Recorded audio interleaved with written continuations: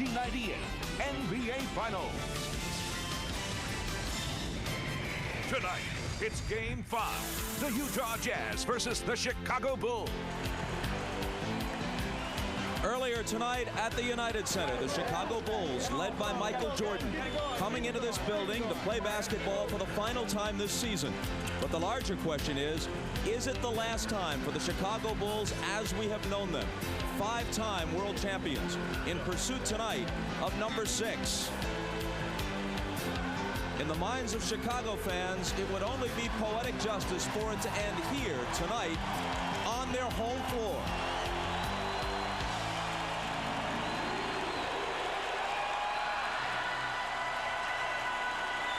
And we welcome you inside the United Center for Game 5. Hi, everybody. I'm Bob Costas. The stage is set for a celebration.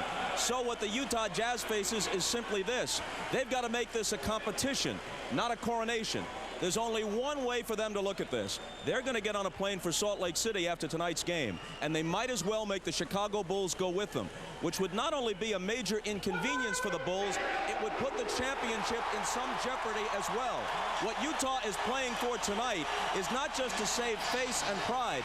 They're playing for a chance to rekindle their hopes for a championship, because if they win tonight, they would have at least a reasonable shot at winning back-to-back at the Delta Center, which is why Michael Jordan and the Bulls, even up 3-1, are not approaching this with complacency at all. There is a sense of urgency to finish it tonight, not just for the sake of theater, but so that the championship itself is not placed in some jeopardy. And we welcome aboard Isaiah Thomas and Doug Collins. Zeke, when Michael Jordan smells the finish line, he's one of the great closers ever in sports. And Bob, Michael Jordan is one of the greatest players to ever play. And why is he so good? He's giving the Utah Jazz so many problems because he can beat you with his outside J. And then he can take the smaller Jazz guards inside with his low post moves. And then when you're up on him, he can go around you with the dribble. He moves so well without the basketball in a triangle triple post that you can't find him. Now he's averaging 32 points in this series, and he's shooting 80% from the foul line. More importantly, he's getting to the foul line 11 times a night. Now, Michael Jordan will be more determined than ever to make sure that the Bulls end it here tonight. Bob? Thanks, Zeke. Well, Doug, there's no minimizing Utah's plight. No team has ever come back from a 3-1 deficit in the finals to win the championship. On the other hand, with the exception of Game 3, they've been in every game. And, in fact, in their losses in Games 2 and 4, you change a play here, an official's call there, and they could be even up in the series. Bob, you're right. It has come down to critical plays. And in Game 1, it was John Stockton and the Utah Jazz. In overtime, Stockton with a runner gives his team a 4-point lead in the victory. Utah leading by 1 in Game 2. Kerr with a big offensive rebound. He finds Michael Jordan for the 3-point play. They steal the home court. And then Scottie Pippen, magnificent defensively in Game 3 when the Bulls beat them by 42 points and totally turned this series around. And then in Game 4, once again, critical plays. Dennis Rodman, 2 big offensive rebounds, 4 of 4 from the free throw line. Michael Jordan, 2 big post plays to finish the game off. Now, Bob, your stars win championships for you. And in the fourth quarter and overtime in this series, Stockton and Malone, when they've gotten it done in Game 1, they've won. In Game 2 and in Game 4, when they have struggled, they have not. 2 future Hall of Famers, 2 of the top 50 players of all time. If there's a Game 6, it must be on the shoulders of John Stockton and Karl Malone. To get them there, to get them through Game 5 and get them to Game 6. We'll find out soon enough. We'll be joined by Hannah Storm and the Showtime crew when we come back to the United Center after these messages.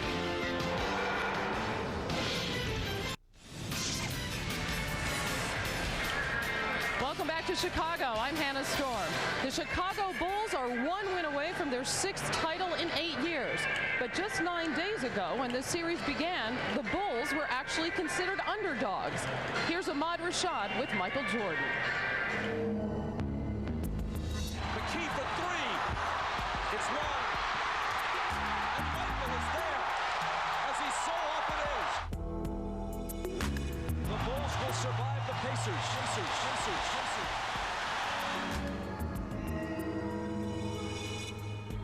When this series started, the 2 things they said about the Bulls were they were old and they were tired, which obviously had nothing to do with what was going to happen in the future. Well, I mean...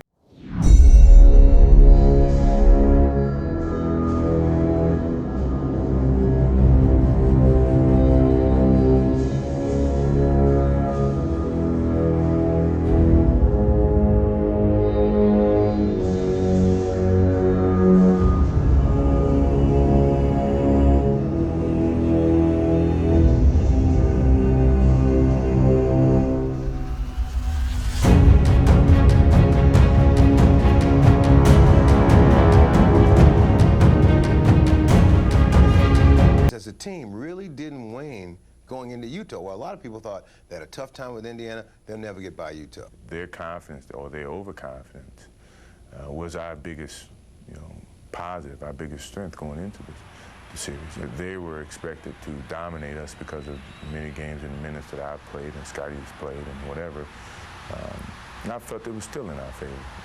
We had a rhythm. We were gaining, improving as we moved deeper into the playoffs. Sure, we went to a 7-game series with Indiana, but I think that was a plus instead of a minus. Now, going in, you say the pressure's on Utah. Here it is about a week later. You guys are up 3-1. The pressure's squarely on the Bulls to win this thing. As Utah, they have nothing to lose at this point. Well, I disagree with you. I think, no one anticipated us being in this scenario, 3-1, an opportunity to close it out in Chicago. They're looking at trying to get it back to Utah, so the pressure's still on them. They haven't lived up to the expectations of Salt Lake City or Utah and most of the people who predicted them to beat us. So they have to contend with those thoughts. I don't think that in their mind they haven't been able to solve our defense, which is a big key. Our defense has always been able to hold them, whenever it's a necessary need for that. In some of their minds, I'm pretty sure that, they think that they should be swept by now, 4-0.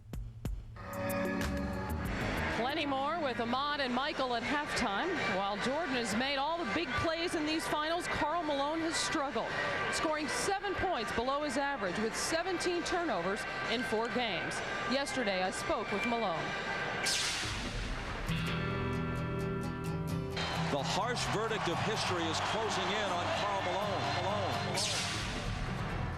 I think my concern is people don't start making plans for summer already.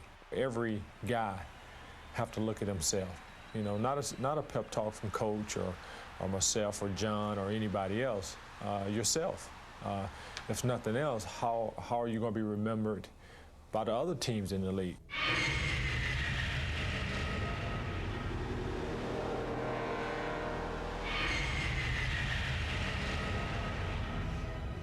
Dennis Rodman's been given a lot of the credit for hurting you from a defensive standpoint. Do you buy that? Does he deserve it? Well, I don't buy that, but everybody want to know why maybe I'm not getting shots in the fourth quarter. We have certain plays we run. We haven't ran those plays, but they don't talk about that. Give credit where credit is due. He have an assignment to play defense and rebound and always be where I'm at, and he's doing a good job of doing that. I give him credit, but I'm not going to give him all the credit, no. I don't ever slow up, no I don't take shit. I got no love for the fakeness. If you want to play tough and want to hate this, I'll always show up. I don't ever slow up, no I don't take shit. I got no... Told me in an interview earlier this week that sometimes you take all the pressure on yourself and the burden on yourself to carry this team. And he said that works for you. Is that the way you're approaching this game? Whenever a game situation like this, I do, and I see no reason for it to be different now. I know, and it's known throughout America that the world probably, when Karl Malone played well, the Jazz play well. As long as I'm here, it's going to be like that. And so, of course, I look at this game, the biggest game of my career. So you're thinking about your legacy, your playoff legacy, and how you'll be perceived if the Jazz lose. Well, you always think about that. I think about how you want to be remembered as an athlete. You look at everything I've done. The one thing I haven't done is win a title. So it's not going to be the end of the world for me, but from a sports standpoint, I would always say that he got them there, but they didn't win the whole thing. Malone has certainly taken the brunt of the criticism for not getting the job done down the stretch for the Utah Jazz. And right now, let's rejoin Doug and Isaiah down on the floor and see where they weigh in on this issue. Isaiah, how much of the blame does Malone deserve? And I think he only deserves 50% of the blame, and I think Stockton deserves the rest. It's always been Stockton and Malone, the 1-2 punch, and Stockton has failed to show his leadership skills and to get Malone involved in the latter parts of a game. Malone is a soldier. He's not a leader. They've taken Stockton totally out of this series, and in the last 3 games, he's only averaged 6 points. So Stockton must find a way to get himself involved and get his teammates involved and share some of that responsibility and take the burden off of Malone a little bit. Well, Isaiah, if Karl Malone is the guy who's going to take the brunt of the criticism, he's got to do one of two things. He's either got to talk to Jerry Sloan or Stockton. He's got to go, look, I'm not happy with the plays we're running in the fourth quarter. This is what I want us to do. This is where I want the ball. Then if we go down, if we lose, I can accept that. But he has got to be, there's got to be a trust factor here. You know, 13 years together. Now's the time to communicate. Don't just worry about it going into the summer. Do something about it right now when you can do it. But Doug, that's totally out of his character. He's a soldier. He's not a leader. And throughout the Utah Jazz, since Stockton and Malone got together, Stockton has been the leader and Sloan has been the leader. And right now, Malone is being a good soldier and taking the bullet. Thanks a lot, guys. And clearly it is up to not only Karl Malone, but also John Stockton, both future Hall of Famers, to save Utah's season with a win tonight. We're closing in on the tip-off of Game 5. The NBA Finals continue on NBC right after these messages.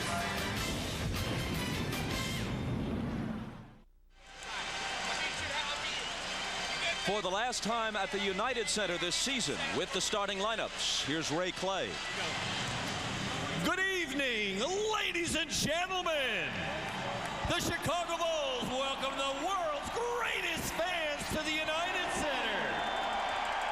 Tonight, Game 5 of the NBA Finals is between the Utah Jazz and your Chicago Bulls.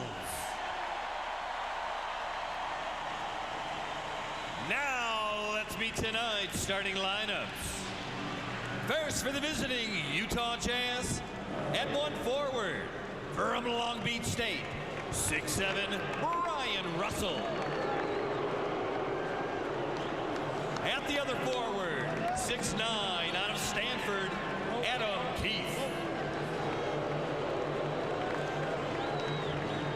At center, 6'9", from Louisiana Tech, Karl Malone.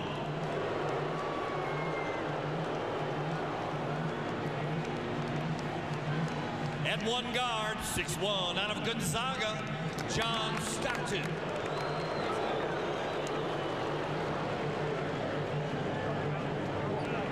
And the other guard from Iowa State, 6'4", Jeff Hornacek. The Utah Jazz are coached by Jerry Sloan.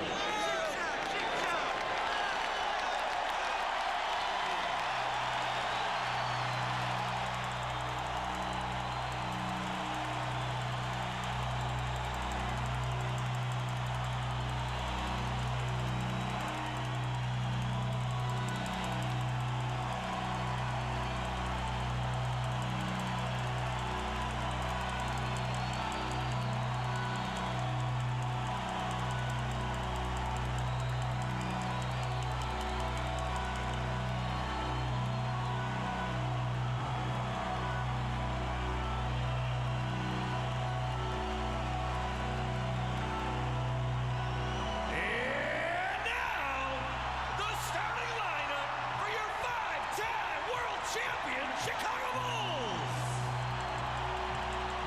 And forward from Central Arkansas, 6'7", Scottie Pippen.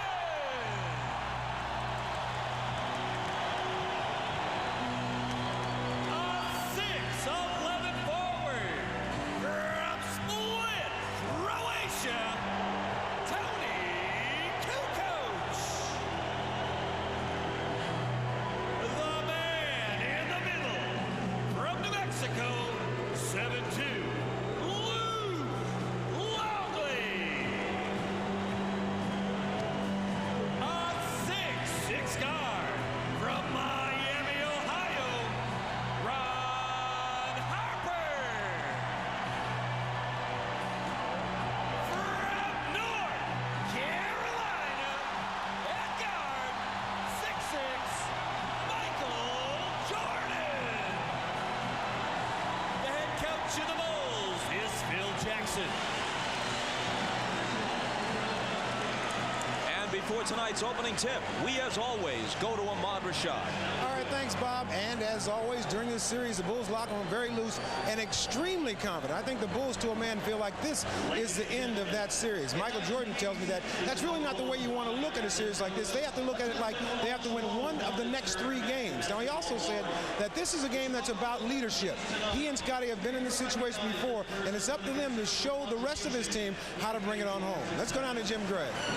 All right, thank you very much, Ahmad. Well, I was in the Jazz locker room before the game, and the approach that the Jazz are taking is that they're not down 3 games to 1, but that they're only behind by 1 game. Jerry Sloan telling his troops that the mission is still the same as when they came to Chicago. They need to win 1 game here in this building.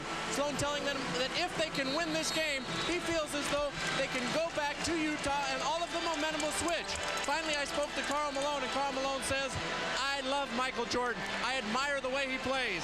In fact, I like him so much, I hope he doesn't retire. The Bulls are 30-2 at home in the playoffs over the last 3 years and 8-0 on this floor in the finals. This year, last year against the Jazz, and the year before against Seattle. Remember 1993 in the old Chicago Stadium. Phoenix down 3 games to 1. Managed to win the 5th game in Chicago and force it back to America West Arena for Game 6 and potentially Game 7. And if John Paxson doesn't can the 3, Phoenix is looking at a Game 7 on its home floor. Chicago fans should not view this as a foregone conclusion. The Bulls open with the ball. Pippen. It comes up short, and Keefe has it. Stockton to the front court.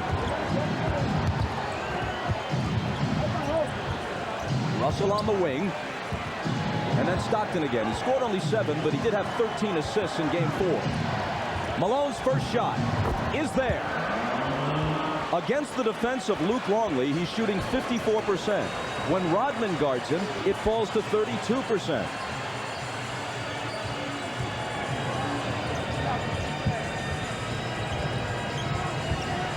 Michael's first touch. Over Russell. Can't tie it. Stockton grabs the rebound. They've got a 3-on-1 if they hurry with only Kukoc back. And it's Keefe to finish it.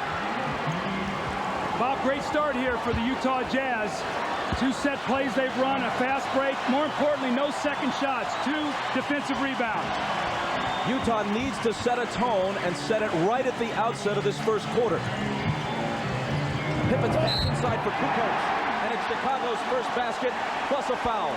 And you'll see right away when Chicago gets in trouble and they need a basket, they'll go right to the post with Jordan or Kukoc. That time they posted Hornacek. Kukoc went on the backdoor cut and beat Keefe for the layup. And Keefe is tagged with his first foul. The officials are Bennett Salvatore, Joe Crawford, and Bill Oakes. Salvatore worked Game 1. Crawford and Oakes worked Game 2 in Utah. 3-point play for Kukoc.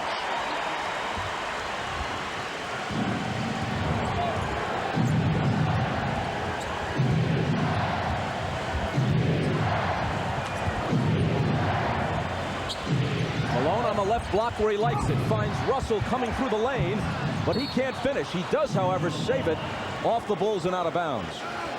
See, Malone came off the screen that time wide open, and he set deep into the lane. 8 on the shot clock.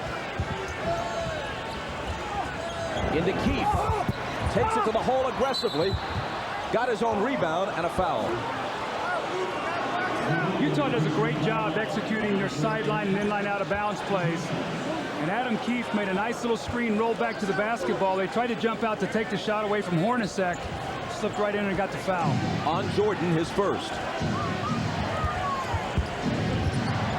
Harper on Stockton. Malone over Longley. Keefe follows and blows it. He was there but couldn't finish. Harper fires. And Utah still leads it 4-3. Stockton pulls up, and the 3 spins out on him. Tough luck there.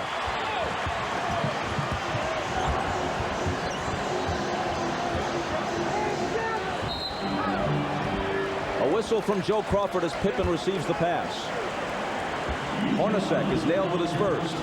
Isaiah, I thought they did a good job the other night, Utah, in running when they could and setting up. What they've got to be able to do is mix that up tonight. Not get into a complete half court, not into complete running. Run when it's there, set up and execute your half court offense when you have to do that. Jordan to Kukoc. Toni with all 5 of Chicago's points, that time off a great assist from Jordan. Now that's the second time Keefe has got beat on that backdoor cut. Look for Kukoc next time to set him up and take him outside for the J. And now it's Bennett Salvatore with the call at the other end of the floor. And it's Longley hit with his first. You see Jordan holding the ball right there. Keefe just falls asleep. Kukoc back cuts him. You see the floor is so spread out. Good pass from Jordan. Nice follow-up from Kukoc. Each team with 2 team fouls.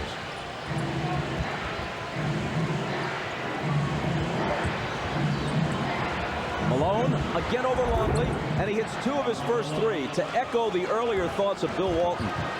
I think Karl Malone has got to go out, if he goes out here, with guns blazing. Better to go 2 for 25 than 5 for 11 with his team down 3-1. Jordan lost it. Stockton comes away with it. Utah running. Hornacek, baseline. Can't hit it. Utah's had some good looks early and some opportunities inside, and they haven't cashed them. They lead at 6-5.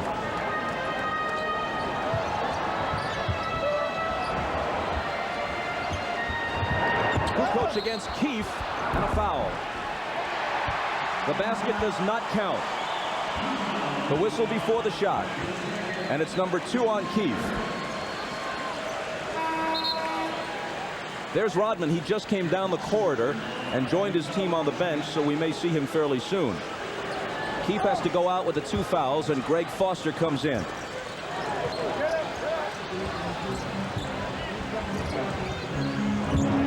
Longley has it taken away by Stockton. Russell is running with it. Instead, it's the trailer Hornacek for 3. Another good look that they don't convert.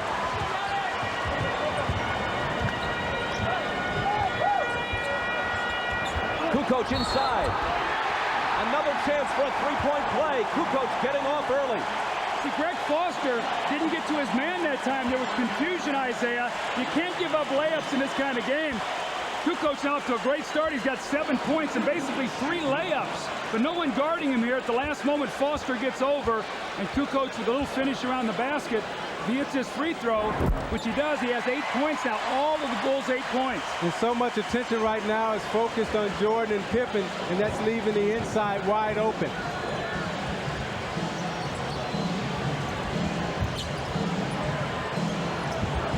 Stockton, all kinds of room. And ties the game at 8. They're getting excellent shots. They've had about 3 fast breaks that they've not been able to convert. Keefe missed an offensive rebound, and Hornacek's missed a couple open jump shots. Hornacek had a big game too. So-so at best otherwise. Longley knocked away from behind by Malone. Good defensive play. Here comes Utah. Stockton to the hoop. See, I like the way Stockton has come out approaching this game. He's attacking, he's their leader, and Utah will follow his lead. Pippen misses off the baseline, and Malone grabs the rebound.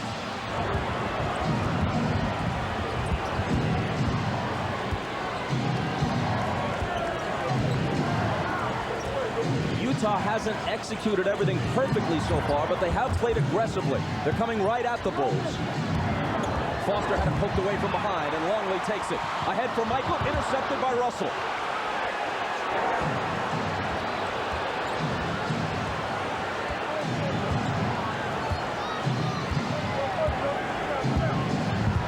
Stockton gives it to Malone. Oh, that was beautiful. Scottie Pippen jumped out to try to get over that screen roll, and Stockton crossed him over. Malone slipped it. Now that's Utah basketball right there. That's the screen roll at its beautiful best. And Doug, I watched Malone talk to Stockton during that play, nodded his head, set him up right there. Okay, I'm gonna have the back cut for the layup.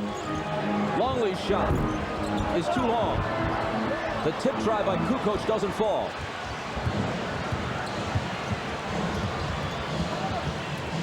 Malone, who has half of Utah's 12 points.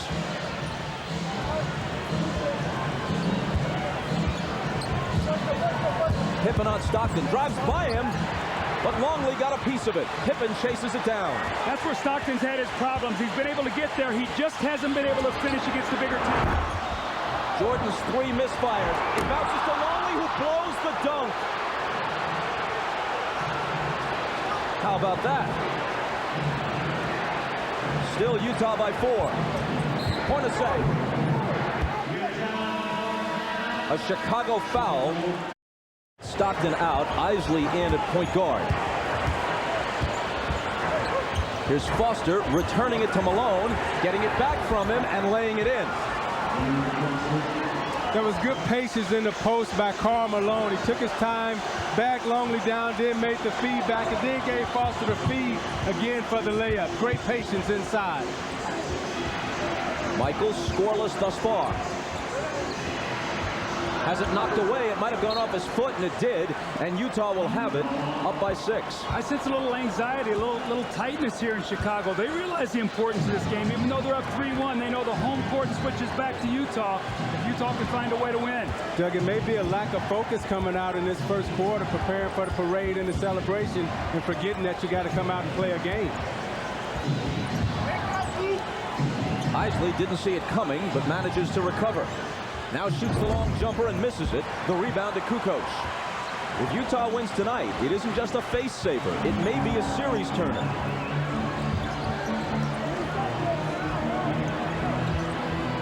Pippen is doubled with Eisley coming over. That leaves Harper open. And the rebound is taken by Eisley, knocked away from him, and it will be Utah ball. So one of the things I like there that we have not seen in this series is guards rebounding. Long shot, long rebound. Eisley came back and got the rebound. That's what they've got to do tonight. All 5 guys on the board. The Bulls are 3 of 13. 0 for 10 absent Kukoc's perfect 3 for 3.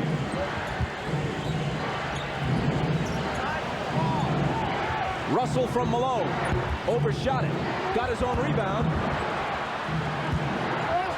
Now it's Foster to Malone, muscling up. A second try, the tip won't drop, and Harper clears it.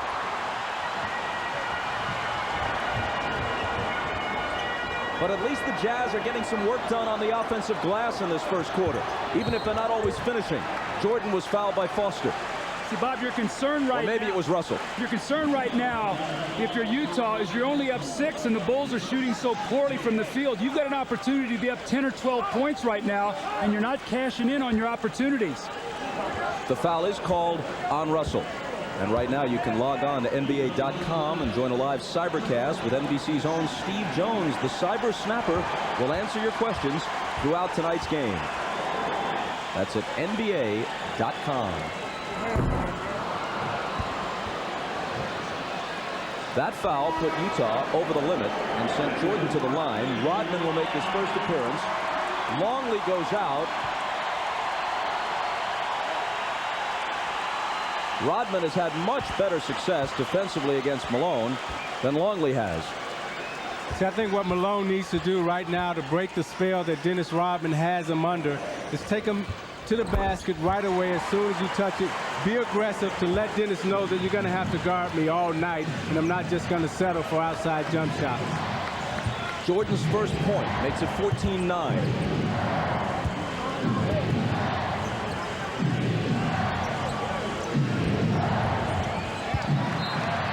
Nobody there, and on the turnover, Chicago takes it back. Bob, that's why you cannot pass that ball off the dribble, because what happens is if the guy comes back to the ball and you've already let that pass go, it's a turnover. Pippen over Hornacek. Kukoc. Tremendous body control, and he now has 10. A couple of Jazz players knocked each other off the rebound. That's 3 times that's happened in the first quarter, Isaiah, where they have not communicated on rebounds, taking them away from each other.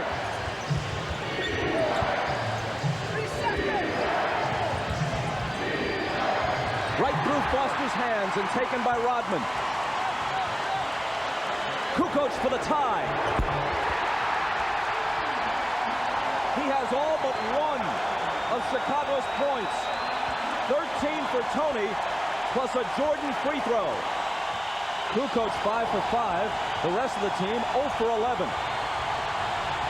Roaring at the United Center. Malone's pass intended for Ostertag, broken up, and another Utah turnover. You notice when Dennis Rodman came into the game, the intensity picked up right away on the defensive end, and Chicago got a little bit more pep in their step. Jordan double team. Returns it to Pippen. Now fires. Still without a field goal, but Pippen is up on the offensive glass. And an offensive foul ensues against Pippen. See, Isaiah, the last time the ball went into Malone in the post with Rodman, he's looking to pass. I agree with you. I think he's got to look to score here early. He's got to impose his will on Rodman. Take some chances. Get it to the basket. He has it against Rodman. The pass for Ostertag. And Utah again loses it.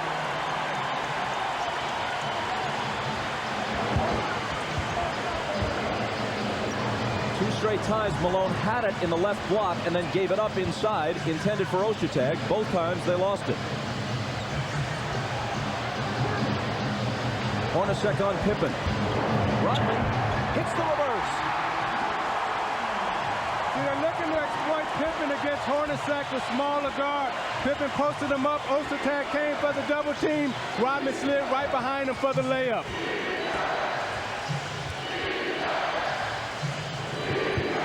Malone over Rodman. Hits the jumper. Well, that was an aggressive move. Even though he didn't get to the basket, he put the ball on the deck, made a good hard dribble, pulled up and shot it. That's what he's going to do. Put the pressure on the defensive man. And Doug, when you're playing against a great defender like a Dennis Rodman, he's not going to go for many fakes.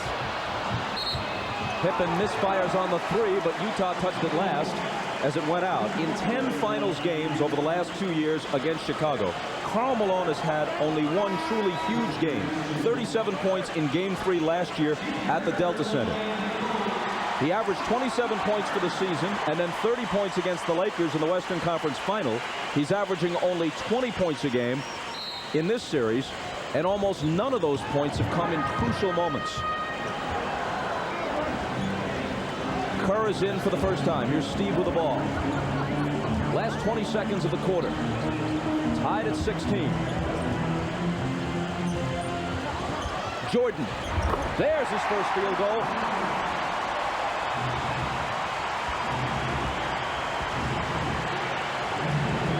Utah looks to tie as the period draws to a close. 3 seconds. Eisley to Morris, and Chris Morris with an air ball at the horn.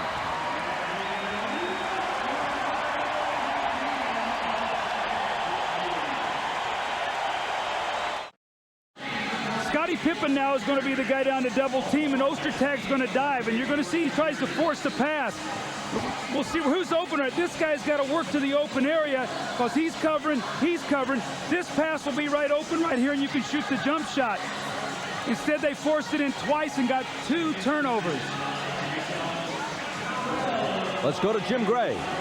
All right, thanks, Bob. During that end of the quarter, Jerry Sloan told us, guys, all right, now we've had our laps. We're only 2 points down. We've turned the ball over 5 times. We've missed 4 layups. We have another lapse like that during the game. There won't be any game on Sunday. There won't be any more games because the Bulls will win the championship. Get your heads in the game.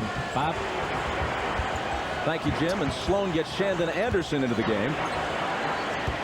Jordan sitting as the second period begins. Malone over Rodman and got it. This is what he has to do. Whether he misses the shots or not, he's got to go in there. In addition to the jumpers, Zeke, he's just got to bogart some baskets like he did there. Yeah, you either got to get an offensive foul or make Dennis Rodman foul you. You got to get to the basket. Tied at 18. And a whistle away from the ball. See, the thing that I like that he's doing right here is taking his time. Now he puts it on the floor. Now he's using his strength, his leg muscles to barrel into the lane. Dennis Rodman is not a shot blocker, but he's a great finesse and position player. Karl Malone, who has 10 points, now picks up his first foul. Ball poked away. The Bulls still have it. 19 on the shot clock.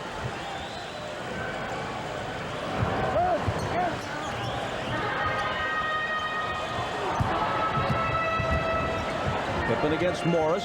Eisley's on Kerr. Scott Burrell in for the first time. Guarded by Shandon Anderson. Kukoc has been hot. And he stays that way. What a great up and under move. Toni Kukoc gets the defender off his feet. The little lean in, that's a tough shot. He has 15 of Chicago's 20 points.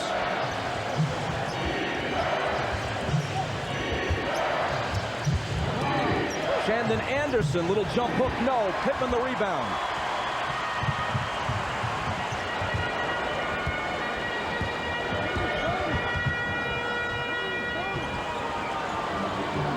Rodman looking for the cutters.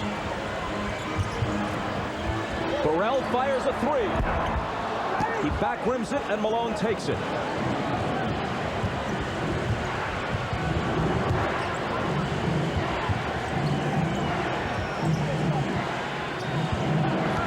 Intended for Malone, broken up and stolen by Burrell.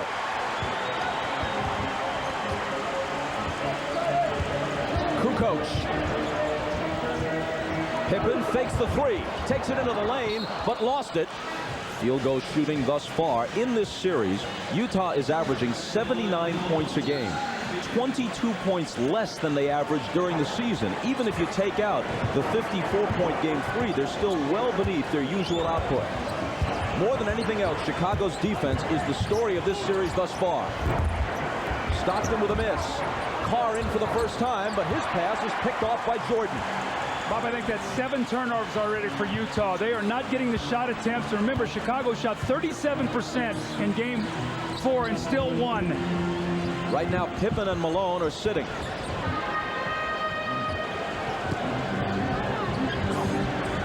Kerr from Rodman, and Steve Kerr still can't connect. He's made some important individual plays in this series, but his shooting touch has been way off. Anderson bounces it through a crowd, and again they turn it over. Jordan pulls up and misses. Rebound Eisley. Man, has Utah been sloppy with the basketball when they can ill afford it. One loss from elimination on Chicago's home floor. And Eisley's pass is broken up and taken by Burrell. It goes out of bounds, and a whistle from Joey Crawford. Bob, John Stockton has got to get the ball. That's 4 turnovers right now for Howard Eisley. He's really struggling. Jerry Sloan's gone to a smaller lineup. This team cannot turn the ball over because they're going to have a struggle to rebound. Chicago touched it last in the loose ball battle as Hornacek replaces Eisley, so Utah will have it from underneath.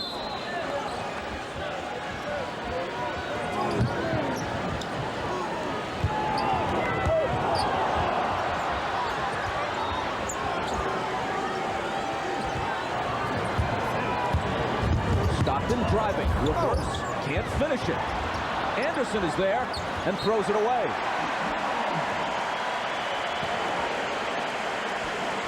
But Doug, it doesn't surprise me that both these teams are playing bad right now, because when you're trying to close a series, your emotions are driving 100 miles an hour.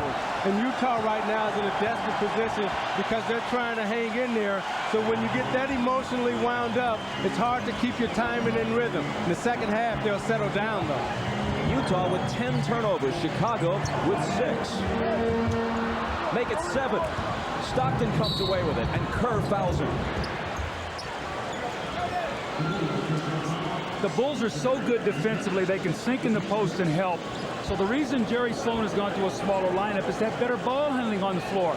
But with 9 turnovers, that's not working for him. These guys, Isaiah, as you said, they've got to settle down. Make that 10 turnovers now. I'm sorry. And a whistle from Bennett Salvatore. An illegal defense warning against Chicago. So you got a good ball handling team out there for Utah and a good offensive unit. However, now you're really small in the backcourt, and either Hornacek or Stockton is forced to guard Kukoc or Jordan. The ball was kicked. Kerr doesn't think so. Utah's going to keep it with a fresh 24. We are 4 minutes and 13 seconds into the second quarter, and each team has scored 2 points in this period. That isn't all good defense. Some of it is poor execution.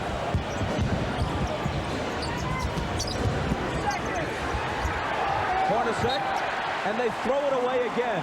Their 11th turnover.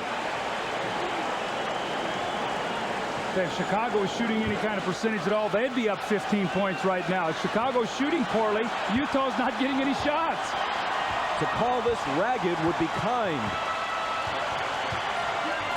Rodman screening for Michael, and he's bumped and fouled.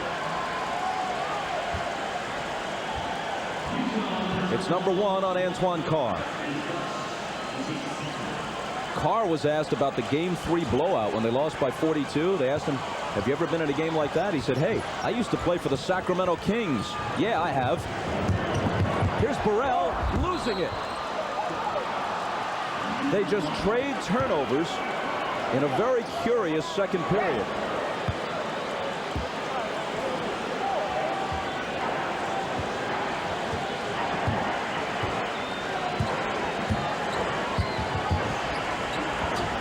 Hornacek driving on Jordan. Finding Anderson. Now Carr open for the jumper that rattles in and out. The tip isn't there either. Out of bounds to Chicago.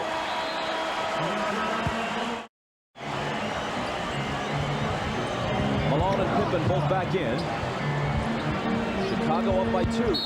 Pippen around Morris, and Morris reaches in and fouls him. Picking up his first.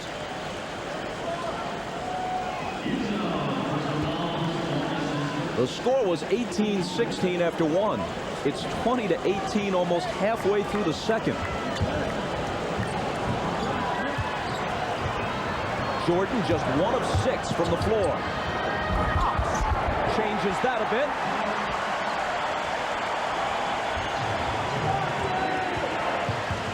Now what Utah must guard against here is a big Chicago run. I sense that they're getting ready to try to turn on the Jets. Anderson connects on the turnaround. That's been the whole series. Anderson in the block. They go to him, and he's been able to score down there. He's been a weapon. Actually, he's been their best low post player in this series.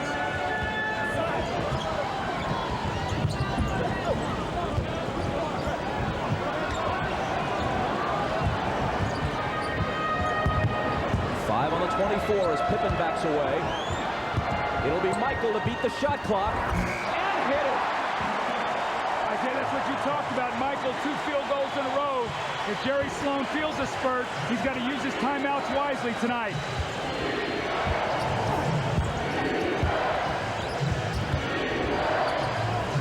Anderson slings it into the backcourt and tack on another turnover. When you're not used to getting double teamed, sometimes you get in a hurry. The Bulls are double teaming Shandon Anderson, and Isaiah, he's trying to do it too quickly. Read the double team, find the open man. You're playing 4-on-3 somewhere else.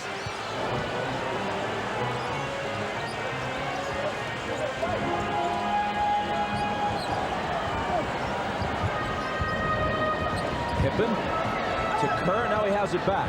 Hornacek has him on a switch. Scottie looking to use his height advantage, but Hornacek's all over him.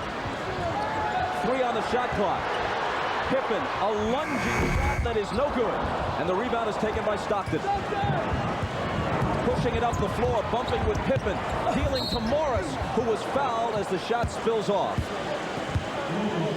Now you watch Michael Jordan in the low post as he gives Anderson a little bump and just turns right into the lane. You notice he went right into the middle. Now watch this. I'm going to take you to the middle. Ups. No, I'm not. I'm going to shoot the fadeaway J on the baseline. Always gives you a different look, so you never know where he's going. That's why he's so effective in the low post. Never see the same move twice. Relatively slow start for Michael. Kukoc has returned to a substantial ovation. Harper's also back in. Morris hits the first free throw. Now this is Chicago's speed team out on the floor. Let's see if they try to pick up the defensive pressure, try to maybe do a little half-court trap or some full-court traps after free throws.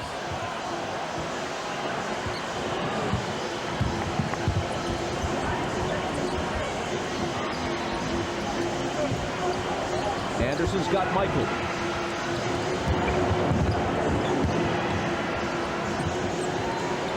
Pippen with 6 on the shot clock. Michael baseline fadeaway. High archer, good. A beautiful rainbow, and he's beginning to feel it now.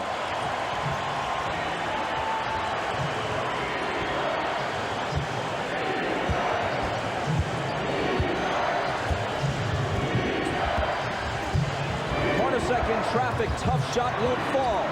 Rebound batted around and finally taken by Kukoc. If Utah scores, if Chicago scores, I take a timeout. They don't as Pippen misses the 3, but it's out of bounds to the Bulls. Perfect defense here by Shandon Anderson, but there's really nothing you can do. Look at the rainbow touch. That's just sweet. I mean, that's just nice, Doug Collins. There's nothing you can do about that. Yeah, and it's so discouraging when you're guarding him twice. He's now beat the shot clock with those kind of shots. Here he is backing in on Anderson. Double team. They swing it over to Harper. He misses off the baseline, and Morris takes the rebound. There's a whistle in the backcourt as Rodman and Malone were entangled, and it's number 1 on Dennis.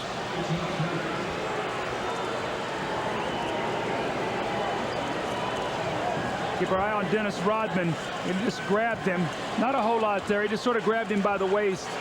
I thought Malone tripped Dennis Rodman right there. Sure looked that way. I think he grabbed him at the waist, and then I think he tripped Rodman. I think that was the second one.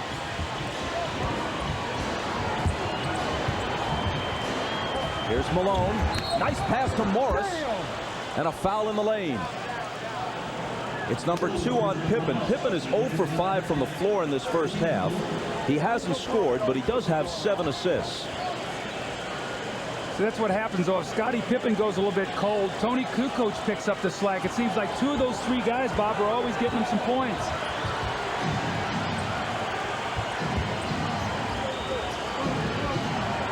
Hornacek behind Malone's screen. Got it. See, I like what they're doing there. They, instead of having Stockton in the screen and roll, they got Hornacek on the screen and roll because Hornacek can come off and shoot the jump shot. And Bennett Salvatore says hold on. So they're trying to get Hornacek involved. And they're running a little screen and roll here. Jordan gets caught up on the screen. And Hornacek can pull up and hit that little J right in the mid-range area. Hornacek, meanwhile, just committed his 2nd foul. Each team has 4 team fouls. Each will be over the limit with their next one. 3:10 to play. Anderson poked it away, but Chicago keeps it. Did you see Michael Jordan? He said, throw to my outside hand, my left hand, not my right hand. He'll pick that one off, which he almost did. Malone still not getting much help from Stockton and Hornacek. Here's Pippen. Doubled. Finds Michael, who is stripped. And Hornacek takes it. Ahead for Malone. Rodman racing back. Malone slams it. Uh-oh. Malone gives Rodman a shot. Gave him an elbow after the play. And Billy Oaks saw it, Bob. Hey, but you know what, Doug? I'm glad Karl Malone in Utah finally got mad. This is the first time in 5 games that one of the players has gotten a technical foul.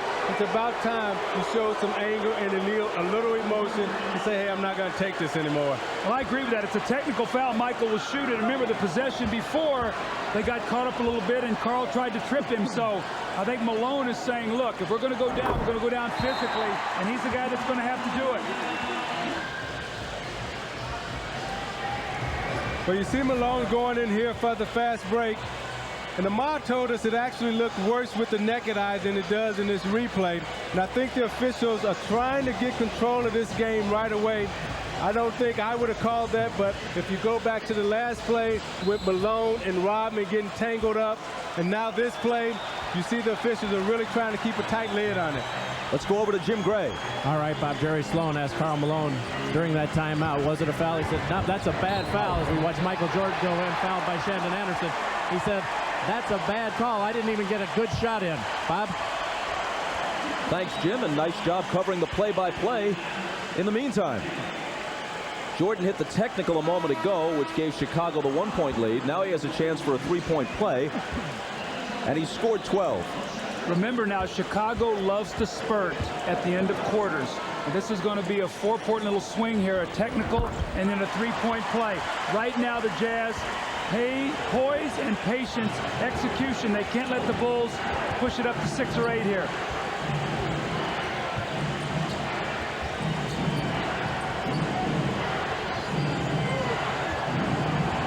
Hornacek holding it, and finally to Malone, playing a little two-man game.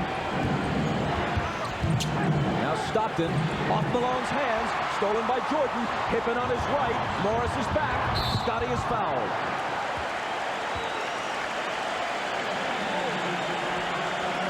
Guys, when Utah is throwing that ball in the post, I think they've got to throw a cutter through there. As they're standing, what the Bulls are doing is sinking in the lap and then getting right back out, and they're getting bogged down, not getting much movement. That was great help defense that time by Dennis Rodman. As Stockton went to drive baseline, he came off his post player.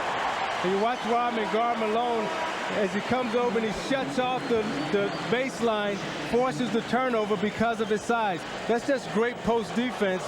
Bob Knight, Dean Smith couldn't have taught it any better. By the way, you too, Doug Collins. Pippen was scoreless until those 2 free throws. On a 6-point run now.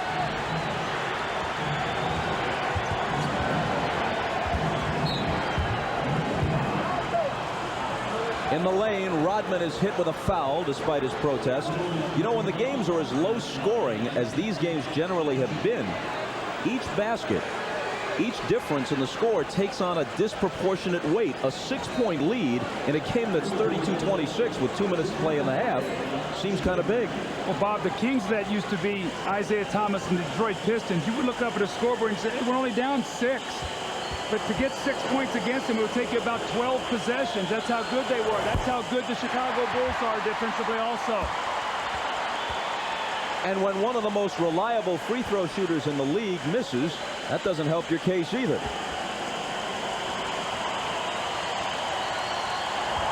Has Chicago played great defense? Absolutely. Has Utah missed open opportunities? Yes.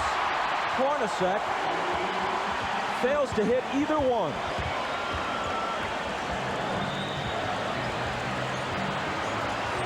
Jordan can't make it 8.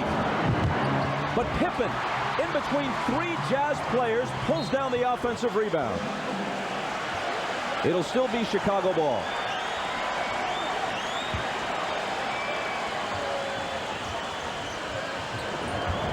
Looking to open it up before halftime. It's Michael slipping, regaining his footing. Pippen knocked away, out of bounds to Chicago again. About those second shots, I know we've talked about it the whole series, but what it does, you get more field goal attempts when you turn it over, when you give up offensive rebounds, so you can shoot under 40% and still win games. Morris on Kukoc. Toni into the lane, lost the ball but was fouled. Utah's got to pull out now a play that's a go-to play for them. They need a basket. Whatever they can do, whether they get to the free throw line, make their free throws, they've got to get a play here that they can execute and get a score. Kukoc misses 2, so he's stuck on 15 points for the moment.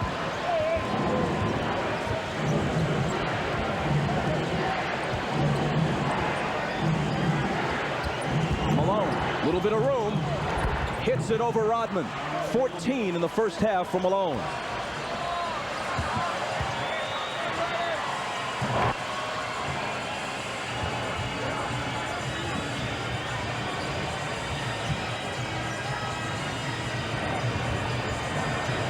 Hornacek poking at it, but can't take it away from Pippen, and now Scottie wheels to the basket and hits off the glass with the left hand.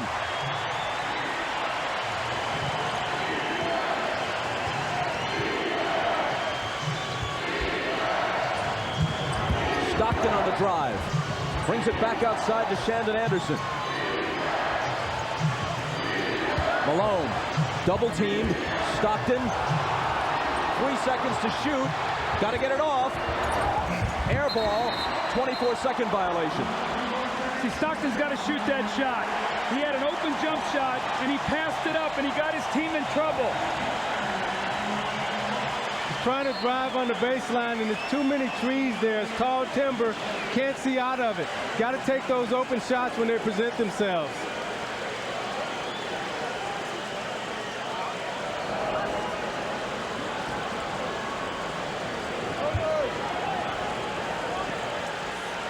I think you're going to see him try to throw maybe here. Go to Kukoc against Malone, I think, in an offensive set here to try to stretch him out and go one-on-one. Buechler, who's a three-point threat, is in the game for the first time. Camped in the corner. Malone on Kukoc, all the way to the hoop. 17 points in this first half. Down court to Anderson, trying to get it back, and does just before the buzzer. A huge hoop for Shandon Anderson. And now Malone breaks it up at the other end. And that's the way the first half concludes. Well, Jerry Sloan's going to start Antoine Carr in the second half at center. He's going to move Karl Malone over to try and stop Toni Kukoc defensively. He's very unhappy with all the turnovers, 13 turnovers. He told his team, hey, guys, we can't expect to win this game if you do this in the second half. He's also unhappy with the layups. He wants his team to finish just 6 of 15 from the layups in the first half. Bob? Jim, thanks. Third quarter underway. Malone operating against Longley. Trouble with the dribble, but recovers. Pippen gets a hand on it. 5 seconds to shoot. Malone will. And that's the way the third quarter starts. A good sign for Utah, although their offense was not executed well on that possession. Malone continues to shoot well, especially from the perimeter. 16 for Karl. Kukoc the game's high man with 17.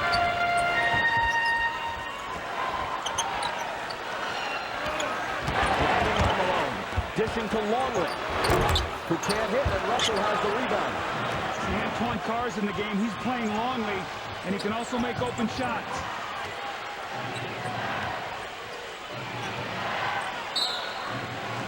And a whistle from Bill Oakes.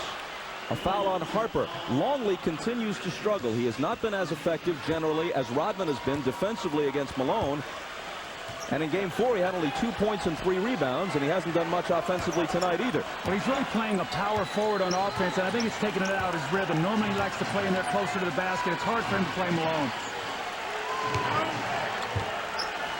Karl turns to face the basket. Shoots over loop. 2 in a row to start the half. See, Bob, the difference between Rodman and Longley is Rodman can body up against him and take that quick jumper and make him put it on the floor and give help. Longley has to back off and give him space, and he can make a shot against him. A 2-point game again.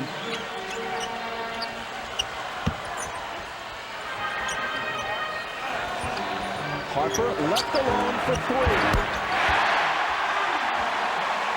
That was a big shot for Ron Harper. You see how he felt after he made it, because now that stretches the defense, and they have to be honest inside with Hornacek guarding Pippen. Harper's first basket of the night. Coming just when Utah was making some headway. It's Malone again, inside of Longley. 6 quick points for him at the outset of the third. That was great spacing and great patience, and Stockton with a little lob over the top when Longley fronted in the post. Malone has 20. Responding in game 5. Russell on Jordan. Single coverage. Now Stockton comes over. Michael loses it.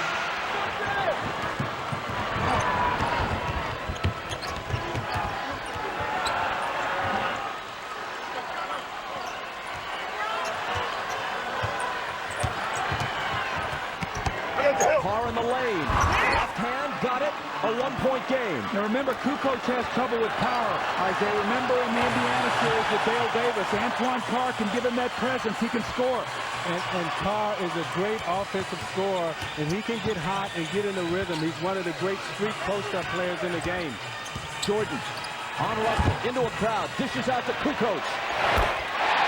He is just on fire, and intermission did nothing to cool him off. Well, how often have we talked when Toni Kukoc gets off to a great start, he gets great rhythm in his game, and that's been the case tonight. He's 8 for 8.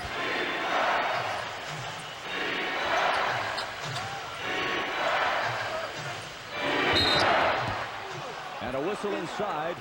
as Longley tries to contend with Malone, and Luke picks up his second. Karl Malone's gotten off to a great start in the third quarter. Now watch the space that Longley has to give him. He's worried about his quickness.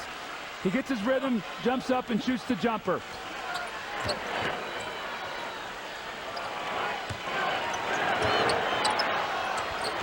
They go back to Malone. Backing in on Longley. Looking for help. Now shooting one off balance, and he gets the roll on it to bring Utah back to within one and give himself 22.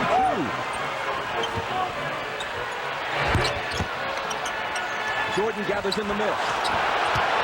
Longley bumping off Stockton, but can't finish it. Back comes Utah with a chance to take the lead. Hornacek for three. Off the front of the rim. Knocked away from Harper by Stockton, but a foul on John. It's his first. Now you watch the steal on the other end by Stockton. Longley has a tendency to bring that ball below his waist, and when you bring it down there, those little guards like Stockton and myself, we like to get down there in vulture territory. Stockton needs to come down the court, settle down on the fast break. He had Hornacek for a wide open jump shot.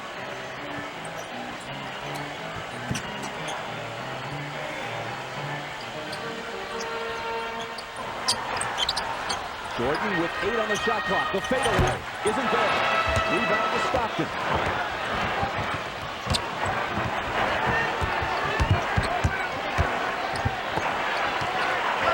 Longley poked it away. Malone recovers, shoots, and misses. One step out farther than his range, Bob. Jordan scoops it up and misses. Pull it there. Clean it up.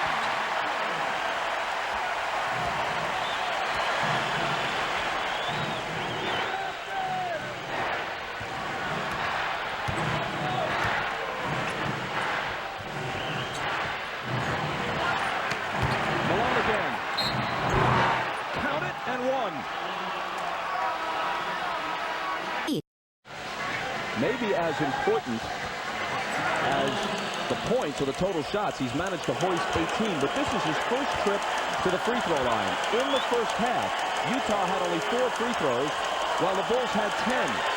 And for this series, Utah's averaging 17 free throws a game. Their season average was 32. Per game, the Bulls are taking 10 more foul shots than Utah.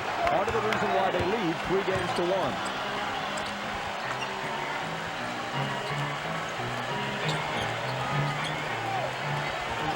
Kukoc working on Malone. Loses it to Carl.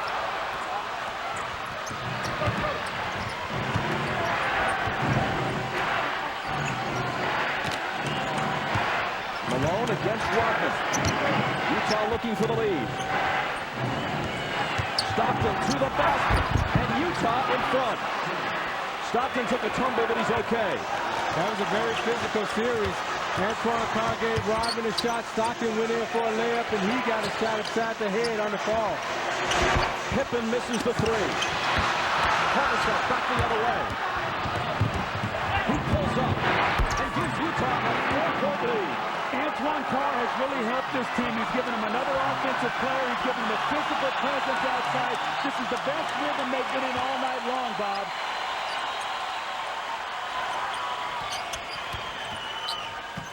Out of the corner, Harper. Tough shot. Can't hit it. Rodman chases the rebound down. Stockton knocks it out of bounds. It belongs to Chicago. Utah has outscored the Bulls so far in the quarter, 17-7.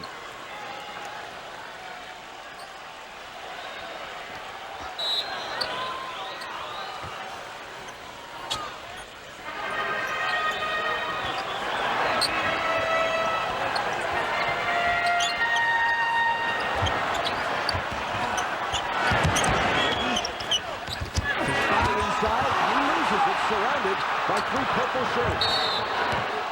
Harper and Stockton collide, and Harper is hit with the foul.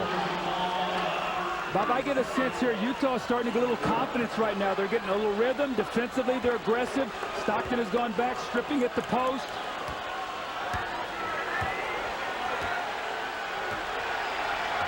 Harper with his shoulder, and Stockton's back, and they call the foul. The ball goes off Carr's hand at the other end, and Rodman takes it. Scottie, stutter step on Hornacek. Deal out to Harper. Kukoc hasn't missed it until now. 4 and a foul. It's on Russell.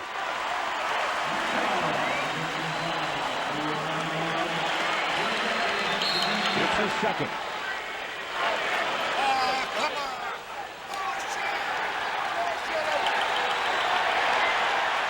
A double technical apparently on Stockton and Pippen.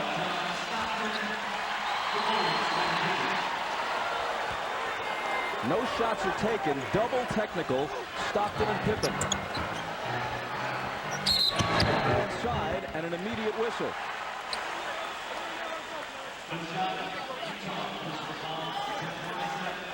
There's the elbow to the head from Scottie Pippen on Stockton. And then Stockton came over and said something to the official. And he got his technical foul. But he was not happy as well he should not be. Slice through, knocked out of bounds, but no foul. Now you see what Utah is doing right now. It's become a very physical game. And this is the way Indiana played them. Slow the game down, pound them inside, and put your body on Chicago every time they move. Michael again. That's the foul.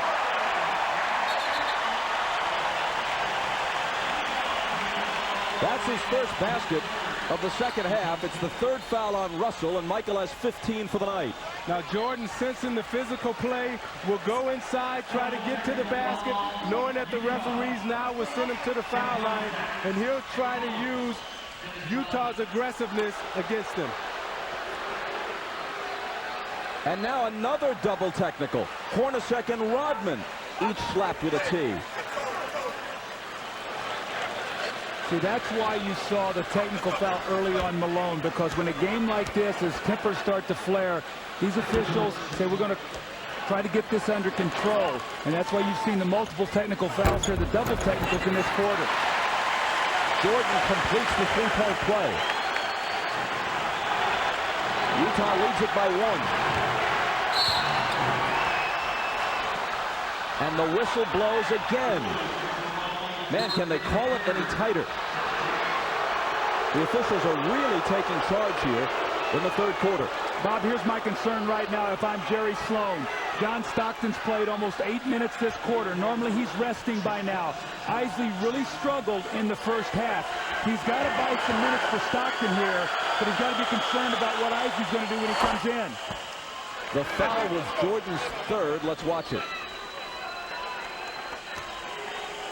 Oh yeah, elbow to the face.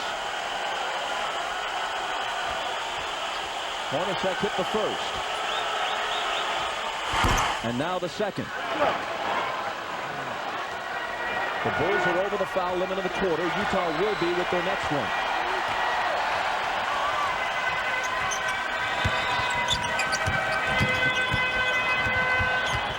Carl's on Michael.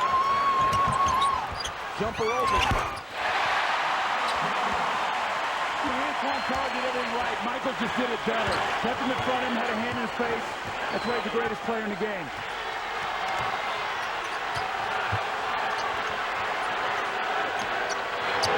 They go to Malone, who kicks it back out to Stockton.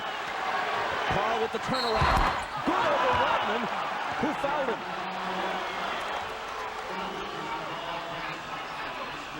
Now you watch Michael recognizing a mismatch. He'll take Carr off the dribble, give him the step back, gets his momentum going backwards, then he falls into the J. When is Jerry Sloan going to rest John Stockton? That's going to be critical in this game, Bob. If I'm John Stockton, Doug, I don't come out of this game. I say I'm going to play it out. I'm fighting for my life. Don't take me out right now, Coach. Malone, on his way to his best game of the series, has scored 26. His team is up by 4.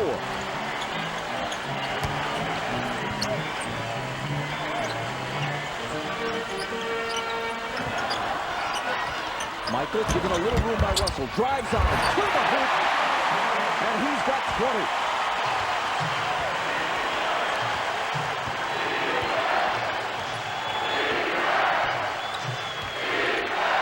Howard Eisley pops off the bench, so apparently Stockton will get a rest soon. Malone doubled with Harper coming over. Now it's Rodman on Malone. Again, Harper tries the hook now good. And Pippen close it. Chicago hits the tie and takes the lead with a three.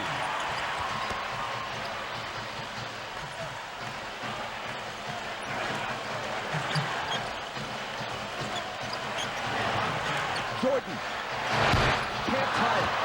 The line drive rebound to Russell.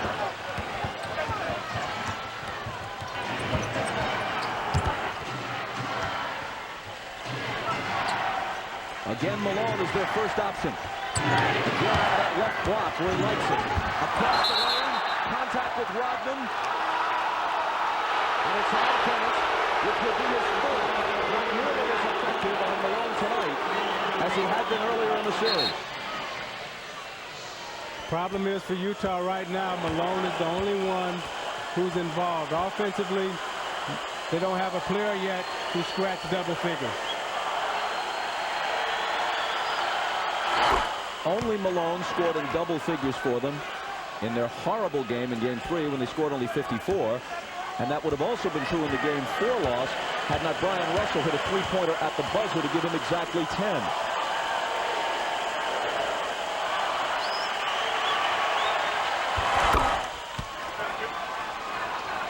Malone makes it 54-50. Rodman with 4 fouls on the bench. Stockton also resting for Utah.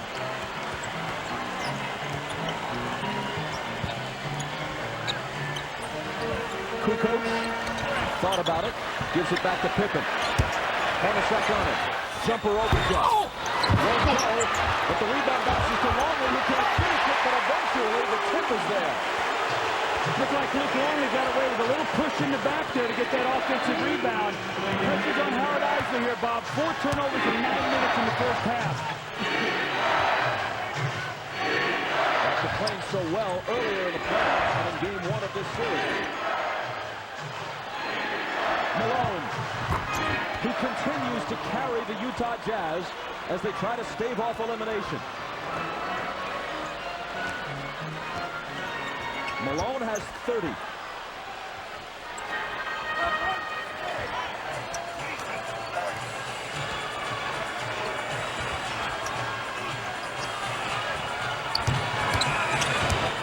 Michael, 4 seconds to shoot.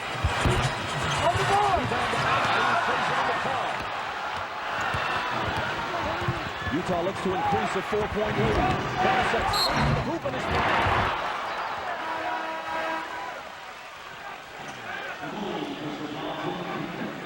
Now you watch Malone in the post. Jordan can't really help because he's guarding Hornacek, and Malone takes his time, turns around, and shoots the jumper right over Longley. And you watch Hornacek now getting himself involved, forcing the action, driving to the basket. Now he's on the free throw line with a chance to make 2 free throws and push this lead to 6. The foul a moment ago on Kukoc was his first. This weekend, the WNBA begins its second season on NBC. Tomorrow at 4 Eastern, a rematch of last year's championship game. Rebecca Lobo and the Liberty take on MVP Cynthia Cooper and the champion Houston Comets. Then Sunday, also at 4 Eastern, Lisa Leslie and the LA Sparks face Michelle Timms and Cheryl Miller's Phoenix Mercury. Over 17,000 fans attended the Cleveland Rockers opening night victory over the New York Liberty last night. Interest in the WNBA. Adam Keefe is in the game right now for Antoine, Carl, who gave them a great 11 minutes.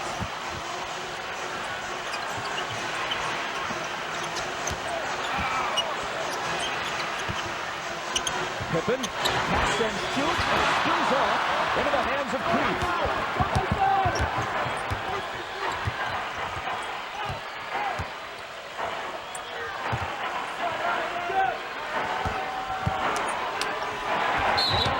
The pass from Hornacek hit the side of the backboard, but Longley, in the meantime, fouled Malone. That's 4 on Longley. Rodman also has 4 as they try to defend Malone.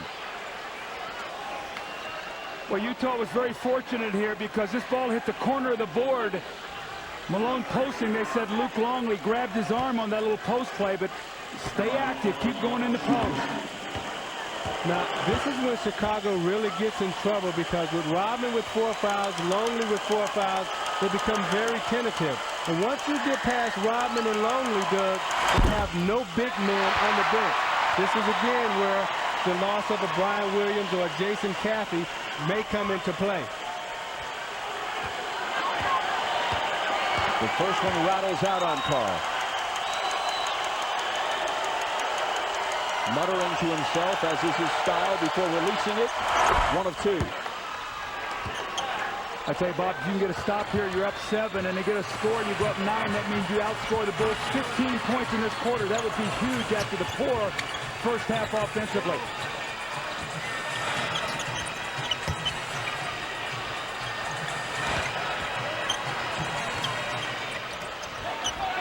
Five on the shot clock. Kukoc for 3.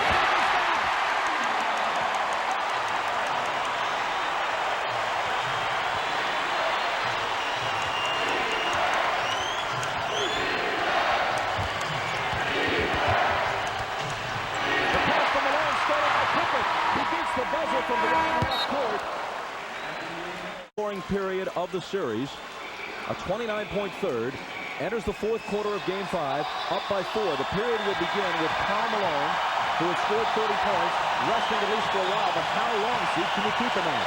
If I'm Karl Malone, I would stay out about a minute, and then I'll go back and tell Jerry Sloan, put me back in this game, and I'll finish it off, because right now they have the pace and the rhythm of the game the way they like it. It's a slow game, and you're not going to expend too much energy in this type of game. Meanwhile, Stockton can't take much of a breather. He's back on the floor because Eisley has been completely ineffective. Jordan guarded by Russell. Pippen, before he can take the shot, it's whistled off. The 3 won't count. Scottie is 0 for 6 from 3-point range, and that could have gotten him on track, but they wave it off. Foul on Keefe is his 3rd. Jerry Sloan has really got to keep an eye on this lineup right now because Pippen and Jordan are in the game. You know they're going to try to go on a spurt here. So if he feels anything at all, call a timeout, get Malone back in the game. But you cannot let Chicago go on a run. Kerr hits the 3. 3-pointers by Kukoc near the end of the 3rd. And Kerr at the beginning of the 4th make it a 1-point game.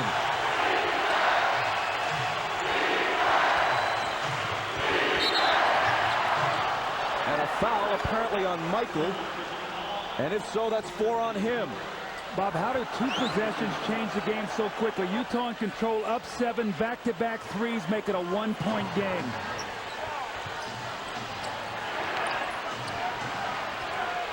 Stockton looking for Anderson.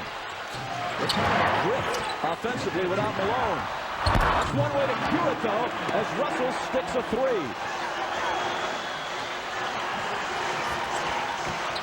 Back up by 4.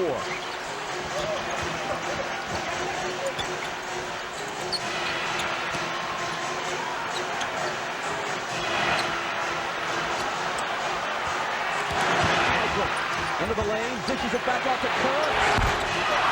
And he can't hit his 2nd straight 3 as it rattles in and out, and Longley grabs the rebound and is fouled by Carr. Malone's coming back. He sat out only 1 minute and 16 seconds at the start of the 4th. I think that's a great substitution because Antoine Carr played 11 minutes of the 3rd quarter, and he has not played that many minutes. And you also were getting stagnant here. You were trying to post up Shandon Anderson against Michael Jordan. I don't like that matchup. I would live and die from here on out with my 1-2 punch of Stockton and Malone. Pippen. Scottie again. Turnaround. He's just 2 of 14 for the night.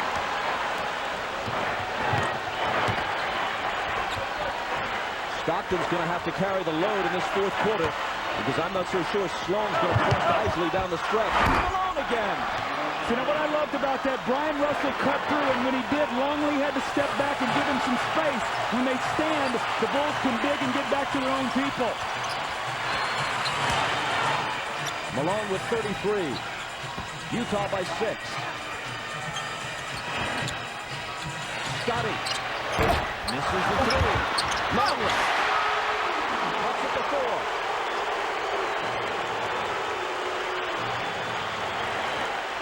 Scottie Pippen's having a horrible shooting night right now. He's got to get a little bit more smarter about the shots that he's taking.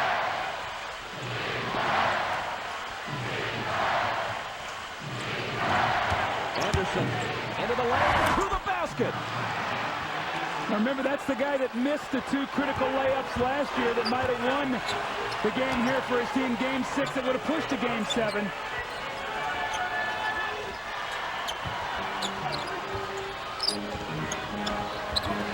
Longley finds Michael, takes him out of 3, instead spins it up, scoops it up, no good. Rebound out to Russell, 3-on-2 if they hurry. Scottie for the slam that somehow fell. He actually missed it, but it popped up out of the basket and fell through, luckily for him and Utah. And now the Jazz have their biggest lead at 8. Utah as a team, an incredible 14 for 18 in the second half. Jordan spinning, slipping, missing. Rebound to Malone, acting like he wanted it. Stockton playing heavy minutes at age 36. 6 points, 10 assists, 5 steals, only 1 turnover.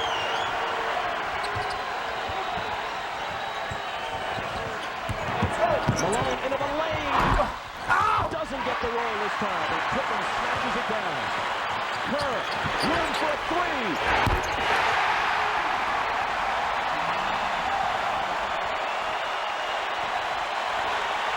Steve Kerr hits huge shots.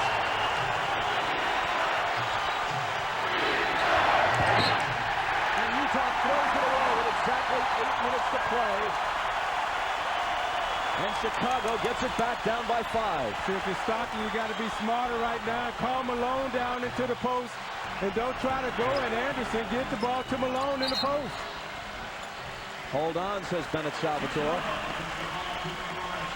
Steve Kerr in the open floor, nobody covering him. Hits the big 3. That's 2 threes now he's hit to keep his team close. Chris Morris just picked up his 4th foul away from the ball. It's Utah's 3rd team foul. The Bulls have only 1.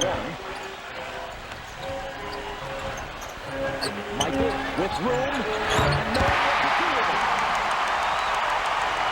Bob, you got to go back now to Karl, Malone, and Stockton. They have got to carry this team right now. Michael, meanwhile, has 22.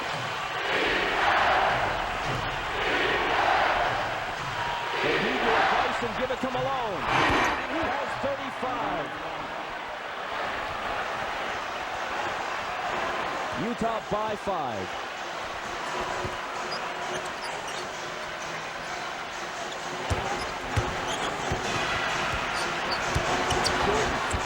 Steals to Longley. How about that shot? Luke Longley has struggled all night long and steps out, and Michael Jordan pressed him enough to give him the 18-footer.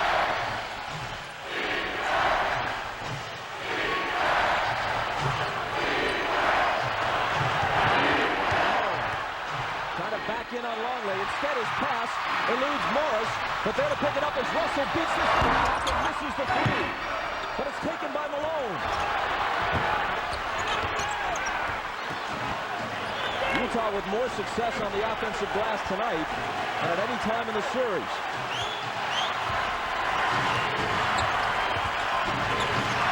Russell. Poked away, taken by Morris. Russell again. Got to force it. Russell comes away with the ball. It's Michael. No shot. Foul as he made his move. Either Karl Malone is going to personally take this thing back to Salt Lake City, or he's going to go out with guns blazing. He's 15 of 24 and looking to score every time he sees the ball. Bob, I think Stockton really needs to get involved offensively. He's only got 6 points. He's only taken 7 shots.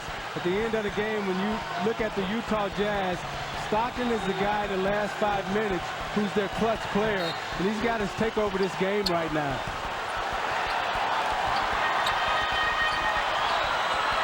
Kerr, confronted by Carr, now Stockton catches up. Anderson's on Jordan.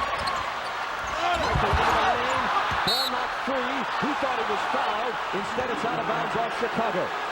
Let's see who guards Antoine Carr. If it's a smaller player, I think you've got to go with him in the post against Kukoc right now.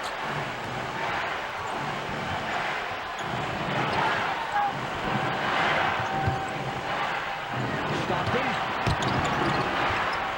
Nice feed inside the pocket. And with the head fake, he shakes himself free for the layup. See, he's got the power over Kukoc because Longley's playing against Malone now. That's a matchup that can hurt them, Isaiah, if they don't come back with Rodman. And also Kerr is in the game now guarding Stockton, and Stockton has an advantage. He can see over Kerr to make passes.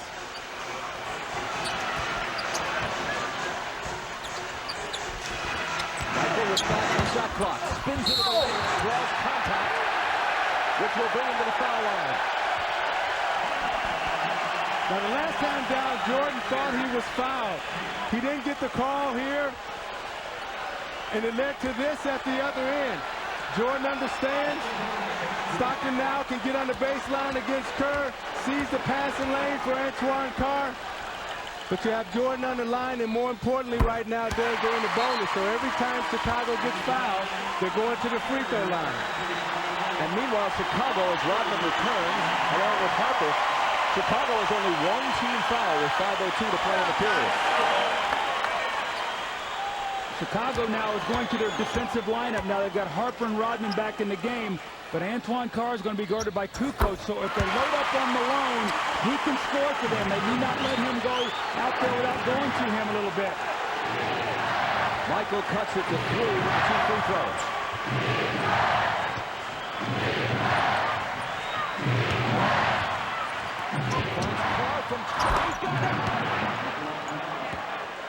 See, now with Malone getting off on the inside in the post, now Chicago has to come and double team. And when you come and double team, they have shooters on the floor.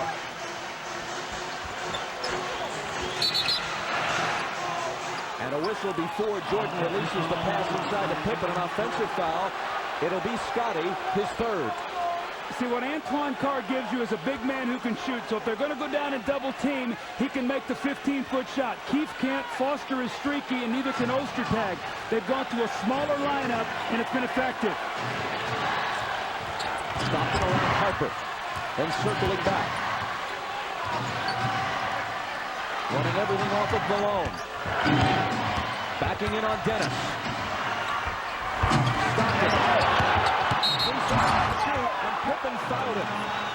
The basket doesn't count, but the foul is Pippen's fourth. Bob, this is a critical possession. They're up 5. If they can push it to 7 or 8, this would be a big, big possession for Utah.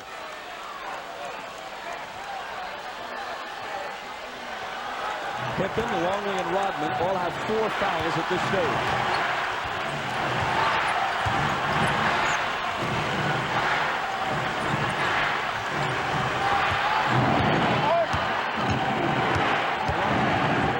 Then up and in.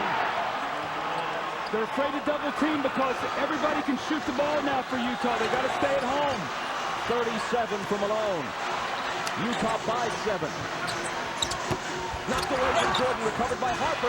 They throw it away into the backcourt, and Utah will have it. But I like what Utah is doing right now in the offensive end. They haven't gone to the pick and roll, and they keep going to Karl Malone in the post. In the last game, in the last 5 minutes, all they ran was pick and roll. Now you see all they're doing is feeding the big fella in the post.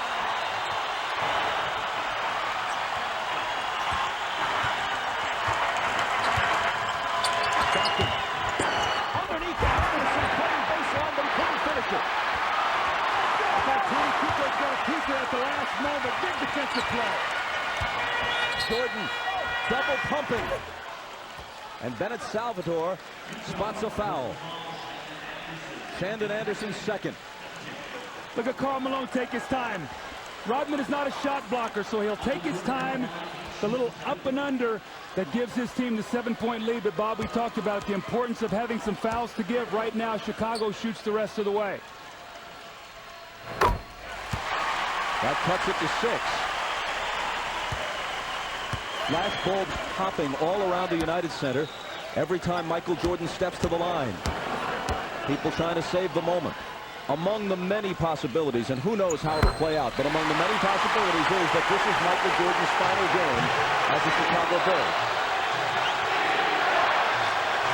If they win it tonight, or his final game here, at least, possibly, if they have to go back to Salt Lake City to finish the series, one way or the other. Out of bounds to Utah. Antoine Carr has been a big factor here for the Utah Jazz. In the second half, he's 4 of 4. He's given them another guy on the floor that can shoot. So now you have to honor all their players. Bob, big here, 6 seconds on the shot clock. If you're Utah, you've got to get a shot off and hopefully a score. It's 2:50 to go and you're at 5. It'll be Malone to throw it in. Hornacek, tap, shoot. No. Rebound fought for Carr. Tries to send it in, but Kukoc grabs it.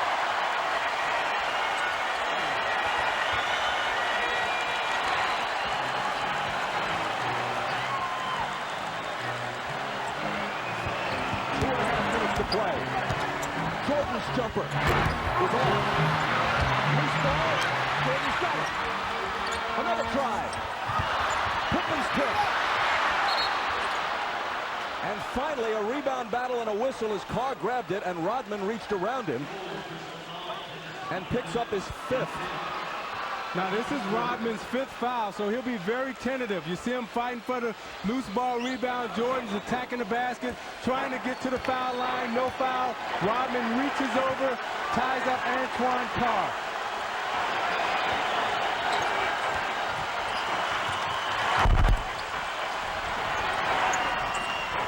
Here's Malone, 8 on the shot clock.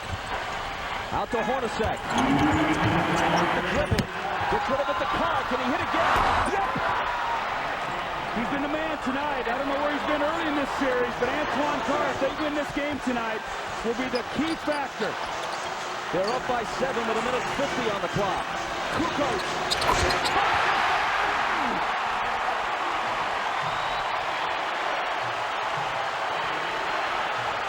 He's got 25 on 10 of 11.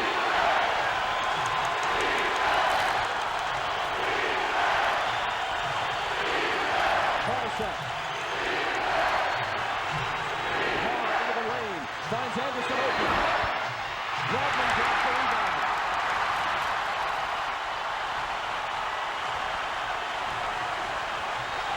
Jordan just 1 of 6 in this 4th quarter. That won't stop him, though. He was fouled and then come to the line with 1:13 to play, and the Bulls down by 4. Well, Antoine Carr hits a big shot.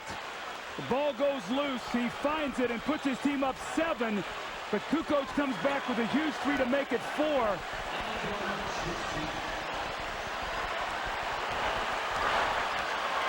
Michael's 8 of 9 at the line tonight. And this is the big Kukoc 3. Look at Malone playing so far off of him. You got to get up and put the defense on him. Make him put that ball on the floor. Nothing easy right now for the Jazz.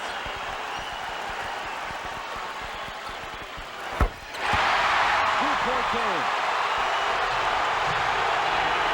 Just moments ago, it was 7.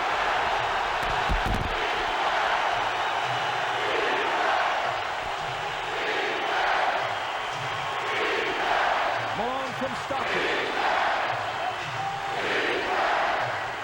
Malone, 39 points, and personally pushing this series back toward Utah. And Jerry Sloan likes what he's getting out of the big fella tonight.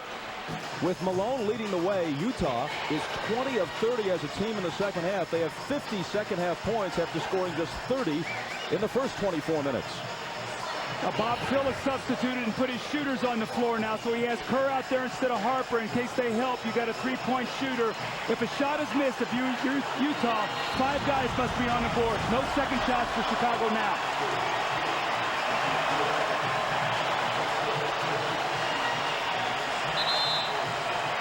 It'll be Kukoc to throw it in.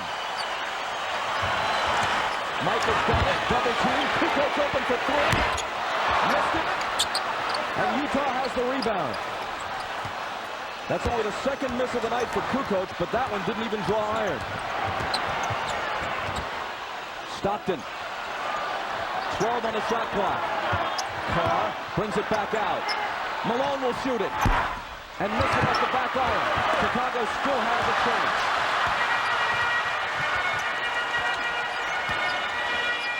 Michael. Toni again for three. And he was fouled and will shoot 3 free throws. What a mental mistake by Karl Malone. I don't know if he was on the line there, but if not, that's a 3-point shot, so 3 free throws. Let's see if he's behind the line. Yep. Oh, 3 free throws. That is a costly mistake for Utah. With 18.9 seconds. Kukoc, whose previous career playoff high is the 21 points he scored in the Game 7 clincher here against Indiana in the Eastern Conference Finals, has 26 tonight. Now you got Harper coming back in for Steve Kerr. Remember, he got a big steal against Stockton for defensive purposes right now. About the one thing now is Utah doesn't have to shoot. So if they get it down here across, they want to have it in the hands of a good free throw shooter. The shot clock is off. Utah has not been to the line in this quarter. Chicago is perfect from the stripe. Until that shot. The rebound is grabbed by Russell, and he's never taken down a bigger one. There's an immediate foul, and it's Pippen's 5th.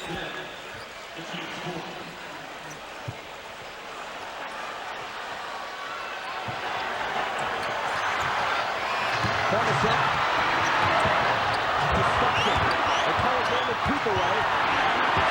Kukoc chases him and fouls him. See, John Stockton, to me, should have kept that ball in his hands. Even though Antoine Carr is hot right now, Isaiah, I would much rather have him shooting those 2 free throws right now with his experience, even though Carr has been hot. I agree with you, Doug.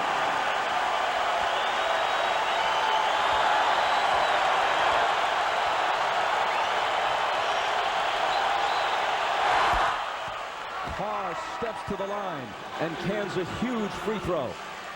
He's a 77% free throw shooter. 14-year veteran out of Wichita State.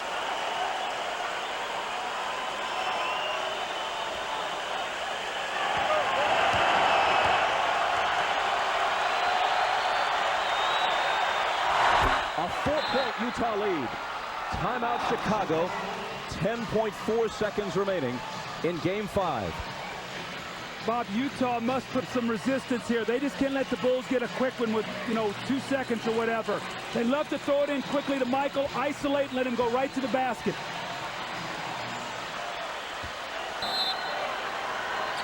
Kukoc will play it in. Pippen, who's had a poor shooting night. Out to Kukoc for 3.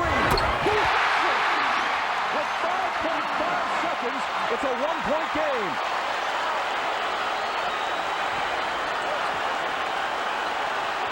Into Stockton. Kerr chasing him. Stockton gets away. And Pippen dives to foul him, but with only 1.1 second remaining. They couldn't catch them to foul him soon enough. Even though Kukoc hit the huge 3, his earlier free throw miss is now the difference in the game. 1 point. Championships are won at the free throw line. And you see Scottie Pippen fouled out here right now. And this game came in shooting extremely well, but tonight only 2 of 16.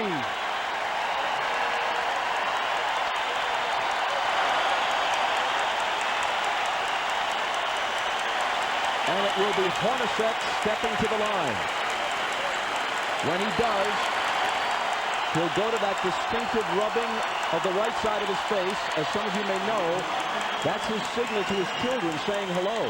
In this case, not saying hello and I'll be home to start summer vacation, but maybe hello and see you at Game 6 Sunday. But even if he makes them both, the Bulls will have a chance to tie with a 3. And he won't make them both.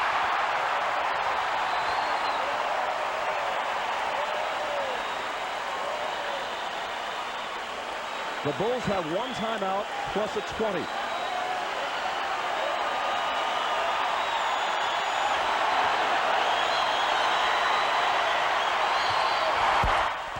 2-point Utah lead. Timeout Chicago. Bulls ball at half court. All right, Coach. Well, that miss is deadly because what it does now is a two-pointer or two free throws tie the game for you. Before you were going to need a three, they could throw the ball in, you could take a foul, and basically the game would be over. Now you've got to be concerned. First of all, you know the Bulls are going to try to get the ball to Michael Jordan or Kukoc.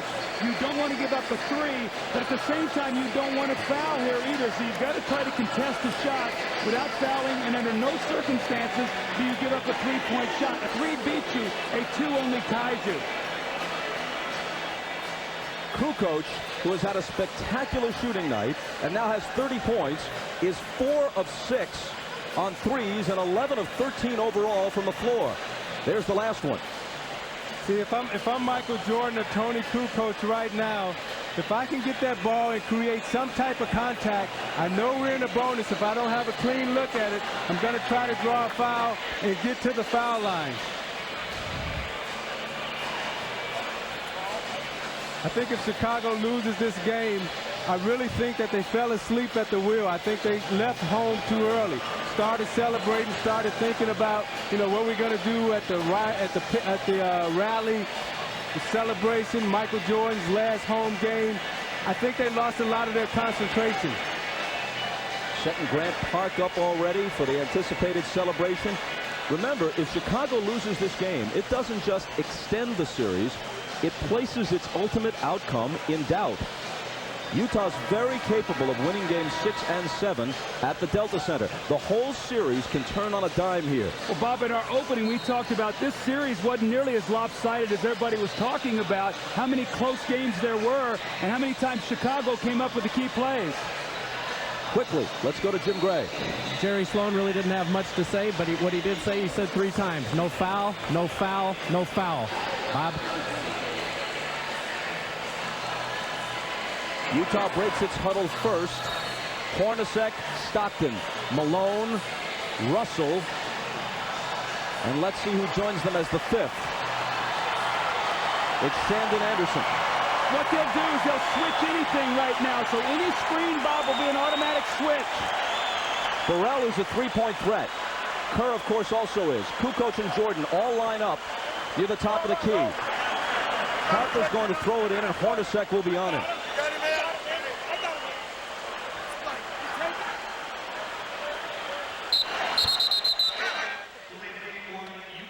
Delay of game warning, intentionally taken by Utah, and a 20 taken in response by Phil Jackson.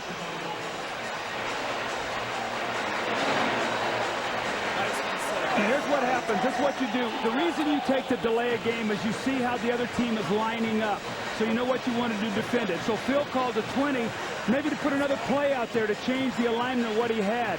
Now, my concern here is Jeff Hornacek on the basketball. I would back him off of the ball and get him back in the passing lane, because if he throws it in and they throw back to him, you can't get the shot off. So he really is out of the play with 1.1 second. He needs to get back in the play.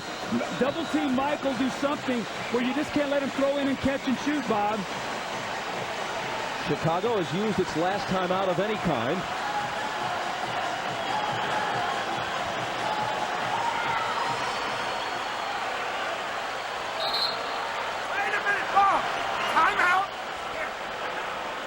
And now Utah will ask for a 20.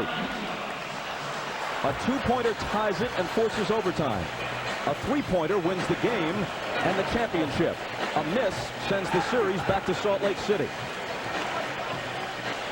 Doug, with Hornacek, if he backs off the passer, Harper is such a good passer. You don't necessarily want him to get a clean pass to Jordan or to Kukoc with no pressure. You want to try to get that ball in the air so you can possibly get a deflection. The only thing is, I don't know how big he is to be able to bother that pass. Is the only thing, Isaiah. My big concern is a guy miscommunicating on a switch or whatever, and a guy stepping out the 3 and catching it. If you back off with that kind of time, you can play 5-on-4 defensively. I understand what you're saying. It's just coaching thought, what you want to think about, what you want to do in that situation.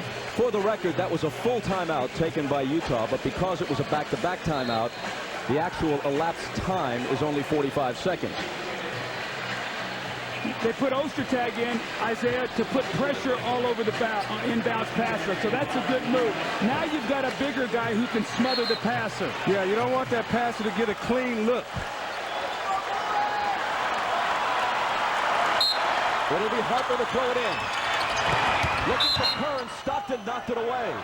Now only 3/10 of a second. All you can get is a lob if they keep it at 3/10. But Jackson is lobbying for some extra tenths to be tacked back on. Quick one. 8 tenths. And he's going to get something out of this. Let's see how much. 0.8. You can still catch and shoot on this.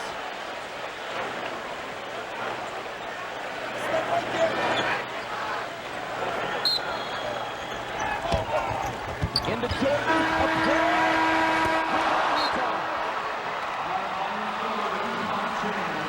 Rip up the headlines.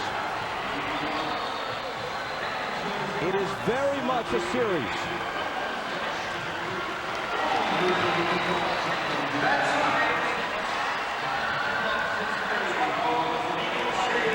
Chicago leads it 3-2. Game 6 in Salt Lake City. And if a 7th is necessary, it's also at the Delta Center. And here's Jim Gray. All right, thank you very much, Bob. Antoine, Carr, you turned out to be the difference in the second half. Why did Jerry Sloan put you in? Was it simply to try and change things up? I think he wanted to bring a little bit of more energy into it, and I was ready to play. I wanted to get in there and bang. I knew if we got more physical with these guys, that we could probably turn up the heat on them. Absolutely nobody expected this tonight. Where did you guys find the inner strength, and particularly Karl Malone, who's been so criticized? Well, we don't believe in quitting ever. I think we get all ours from Jerry Sloan. He's a hard-nosed guy, and that's the way we play. Are you now, would you consider yourselves to be in the driver's seat? Because this is how the series would be had it gone on schedule. 3-2 with the last 2 games, you the home court advantage. Well, we're down 1 game still, so we have to go home, get ready, and try to get another one. And if we can get that one, then, hey, it's the final game. Where did you find this offense here in the second half? Well, I've always got the offense. It's just I got an opportunity to put the ball up, and I was able to put it in the hole. Karl Malone's performance, how would you describe it? Gritty, hard-nosed, once again, great. Congratulations, Antoine. All right, thank you. All right, let's send it down to Ahmad, who's with Karl Malone. All right, thanks, Jim. The first few games, Karl, everybody was throwing dirt on you. You hadn't had a great game, pressure building, and then tonight you show up with a great game. Well, I try not to think about all the stuff that was said, Ahmad. I just could try to come out and play the same, get myself ready to play as usual. But sometimes you can't help but listen about it or whatever, and everybody had us written off or whatever. We needed to win a game here, we did. But I'm not looking for anything individual. I'm looking for it as a team. You know, we'll let everybody else do all the talking. I'm sure we was taking our doses, but the way this team responded was tremendous, and it showed a lot of heart, a lot of character. I have nothing to say about my game. Having won this game this evening, what does that do for your confidence going back home? 1 game at a time. Like we said, we needed this game right here, and 1 game at a time. And like I said, if we continue to play as a team, we got a good chance. We're going back home now. Shouldn't get in the comfort zone because those guys are going to give us everything they got on Sunday. But the most important thing, we won the game we needed to win as a team, not as Karl Malone, but as a team. Well, Karl Malone, the mailman, has delivered here tonight. Oh, thank you. All right, thanks, Karl. Back to you, Bob. Ahmad, thanks. Malone has had bigger numbers offensively. He's had 50-plus point games, but all things considered, this might have been the biggest game of his great NBA